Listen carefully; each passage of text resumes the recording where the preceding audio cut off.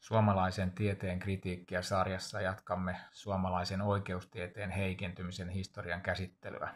Edellisessä osassa jäimme siihen, kuinka ensin Brusiinin hyvin epätieteellinen ja epätarkka esitysmuoto hylättiin Kailan toimesta vuonna 1938, mutta sitten sotien jälkeen Brusiin nimitettiin Helsingin yliopiston oikeustieteen dosentiksi, ja tämän alan ongelmiin puuttui vuonna 1953 itsenäiseen ajatteluun kykenevä oikeustieteilijä K.A. Telaranta, ja hän teoksessaan Varallisuusoikeudellinen tahdonilmaisu kertoo taustaa, että kun hän tiettyjä oikeudellisia probleemeja pohtiessaan joutuu myöntämään, että eihän tässä nyt oikeastaan ole selvää, että mistä oikeudessa on kysymys.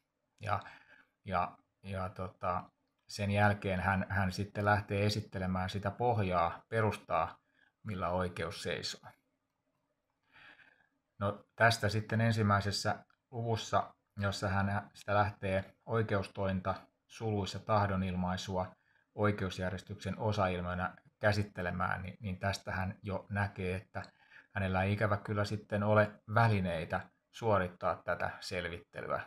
Että tältä pohjalta hän tätä ei pysty ratkaisemaan.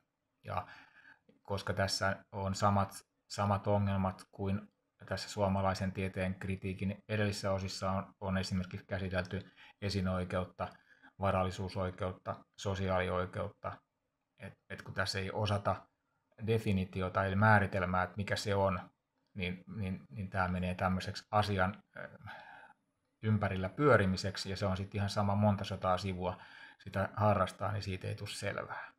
Ja otetaan tässä vielä esimerkiksi sitten vuodelta 1603 tällainen logiikan perusteos, jossa lähdetään siitä, että officium definitionis est explicare naturam et essentiam rei, ideo digitur absolvere questionem quid est. Eli definition tehtävänä on selvittää sen asian luonto ja mikä siinä on olennaista. Eli vastata kysymykseen, mistä me nyt oikein puhutaan.